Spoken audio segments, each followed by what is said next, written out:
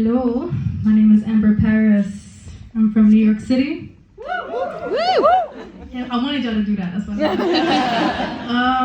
I'm a storyteller and a lifelong learner. And as Sydney mentioned, I experiment with different mediums of expression to tell my stories. And I recently stepped into this path, the spoken word, to continue doing so. So I'm very, very grateful and excited to start the journey with such a platform. Journaling is a big part of my process, and recently I've been reflecting on themes around worthiness and belonging and love. And I've transformed my stories into letters to people who I've loved and haven't loved yet. So I'm going to share some of those letters with y'all tonight. We'll start with this. I've had to grapple with the feeling of abandonment for a long time. And last year I landed in a very particular headspace. I get to choose how I remember us, if there ever was us. Did we even exist? Let's take a look back in the rear view. It's funny how that's always the clearest view.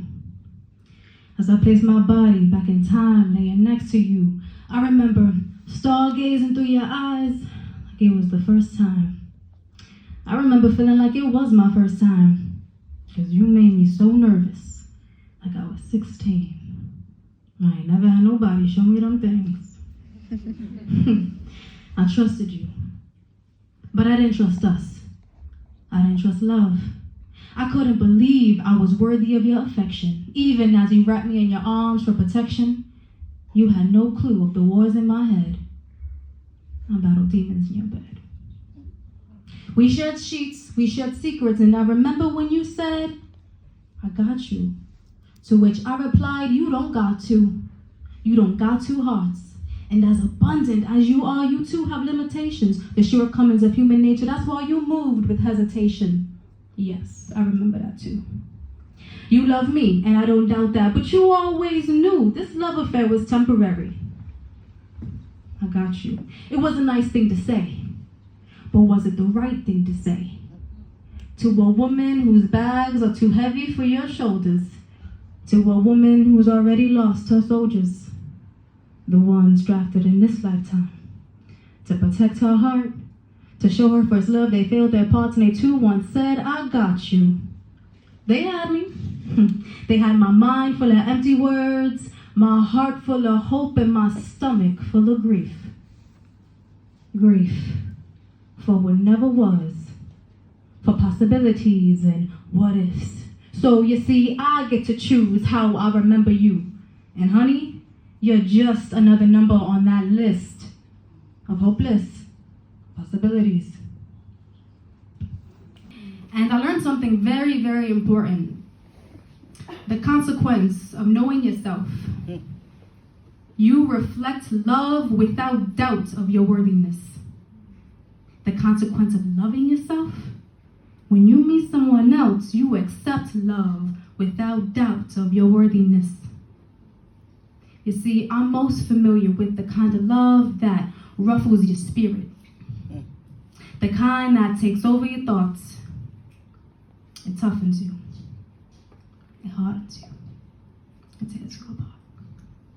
But I wrote a letter to my future lover and said, with you, I feel soft. I said, with you, there's patience and tender conversations. Patience and not tender conversations. Patience and not tender conversations. Patience and not tender.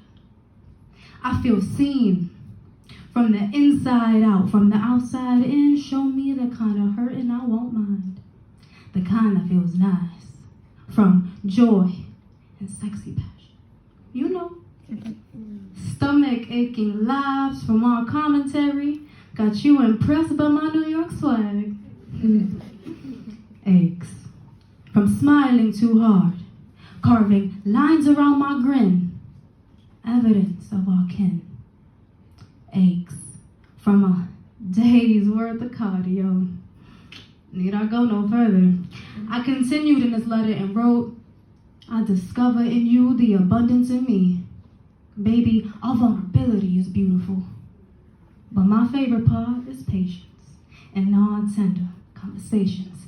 Patience and non-tender conversations. Patience and non-tender conversations and prolonged eye contact. You find peace for your burdens, cause I got space. You see, a while back, I gave ceremony to my hurt, dug a grave for my sorrows, and made space for love to exist. Cause I know I deserve this. This is the consequence of loving yourself. When you meet someone else, you reflect love without doubt of your worthiness. You reflect love without doubt of your worthiness. You accept love without doubt of your worthiness. Patience and non-tender conversations. Patience and non-tender conversations. Patience and non-tender. And understand myself more so I can experience love, healthy love. And, I was reflecting on those situationships, the ones that didn't go as far as I would have liked them to go. And I was trying to understand why and what my role was in that, And I realized, I got kind of frustrated because I realized that there's a lot of situations where I wasn't allowing love because I was afraid that my flaws and my mental health state meant that I wasn't worthy to be loved. And I realized a lot of us are moving love in that way. A lot of us are afraid to be seen so deeply. We think we need to be perfect or we need to be complete before loving somebody or for someone to love us. And I simply don't believe that. And it had me thinking. Can we be on the same page for once? Can we be on the same planet? It seems as though I'm always 2 heartbeats too fast or too slow. It seems as though we cancel each other out. Like water and oil floating in a bottle, captivated. 2 elements so close, yet impossible to merge. Like the sun and the moon, we share sky. Only in separate cities though, reflecting our light on waters that stretch between continents. I want to share your time zone. Just imagine the eclipse our love would create. But I ain't got you in the right headspace. Though my heart space has plenty. Do you think you can find shelter here? While you heal from your past, while you figure it all out, would you mind if I cradled you here? Because I believe my hands have been blessed with the strength to catch you and the delicacy to help you unload all them things. All them things that have been weighing you down, give them to me. Allow us to share weight. Allow us to share space. Be on the same page for once. I'm not trying to fix you. I want to watch you heal and be there when it gets too real because, baby, I believe my eyes have been blessed to see the beauty in things you may feel ashamed of. Look, can't you see? Your vulnerability is beautiful. Your vulnerability is beautiful. Your vulnerability is beautiful. Lean into it.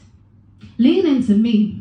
Read into me. Read into my intentions. I wouldn't mind if you wanted to turn my pages a few chapters back and perhaps learn my history. Or possibly a few chapters forward, tap into my imagination, see the vision for what we could be. Maybe that's too much for you right now. And that's okay. We don't need to move that fast. We can take our time. As much time as we may be allowed to experience one another, I just need us to be on the same page for once. To move in the same direction, not as one, but as two. Because I don't believe in possessing anyone, nor to be possessed. simply to be next to you, close enough that our individual sacred paths may carve symmetrical shapes on fertile ground. And may our flowers grow in the same field, creating a mighty beautiful sight. And if time allows, we'll look back and be so damn proud we took a chance. Let this be our story. Let this be our story, not one full of regret and what ifs and possibilities and question marks and curiosities and untapped love potential and empty heart space waiting for the right time. There is no right time. All I know right now is I could feel you feeling me. The way you analyze my attributes, you look me up and down trying to figure it all out, thinking, why does this feel so damn good? Maybe some things are not meant to be understood. They're meant to be felt. So feel me, feeling you too. I can understand things from your point of view. I know life ain't been easy to you. You have reasons for those fears and scars to match those tears, but so do I. If you may allow me to sit here and witness, I don't mind. As long as you have space for mine. Don't get me wrong, I'm not here to convince you into loving me. This is an invitation to shared vulnerability. You rediscover your own passions. You rediscover what brings you happiness, and possibly along the way we find some things together. So go on.